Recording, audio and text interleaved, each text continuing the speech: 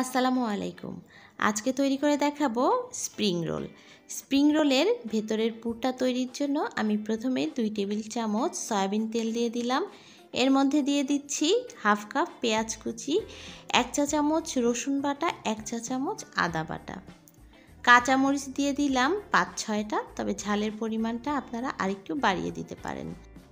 এই পেঁয়াজটাকে এখন 1 মিনিটের মতো সময় নিয়ে একটু নেড়েচেড়ে নিব।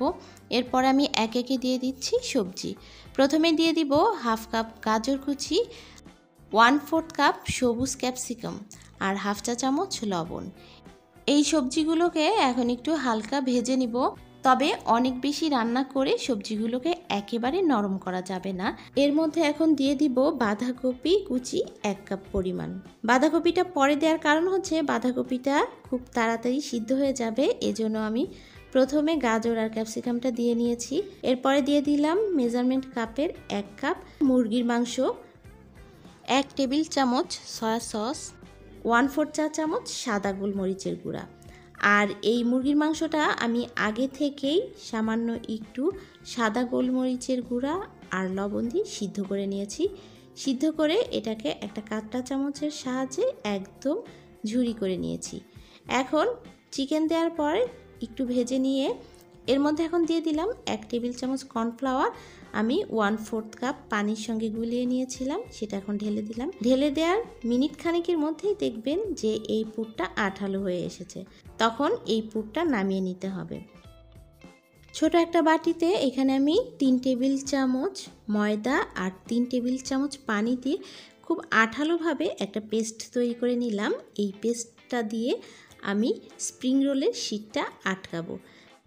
আজকে আমি ব্যবহার করেছি বাজার থেকে কিনে আনা রেডিমেড পেস্ট্রি শিট। এই শিটটার মাপ হচ্ছে 8x8 ইঞ্চি। এখন আগে থেকেই তৈরি করে রাখা ময়দার সেই আঠালো পেস্টটা দিয়ে এর চারি সাইডে লাগিয়ে নিচ্ছি। এটা হচ্ছে প্রথম পদ্ধতি।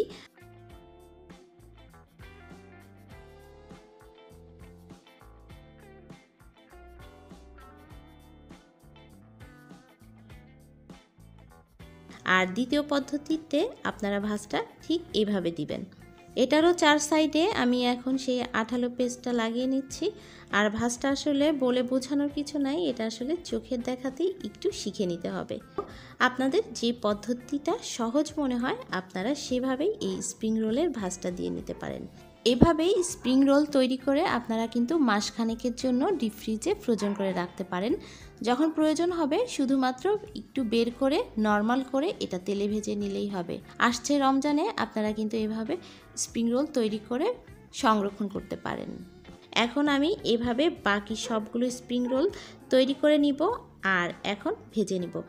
আমি ভাজার জন্য হাঁড়িতে তেল বসিয়ে দিয়েছি, তবে তেলটা খুব বেশি গরম হলে দেয়া যাবে না, হালকা গরম হয়ে আসলেই স্প্রিং রোলগুলো দিয়ে দিতে হবে। একটু সময় নিয়ে মাঝারি আঁচে ভেজে নিলে এই স্প্রিং রোলগুলো অনেক বেশি মুচমুচে হয়।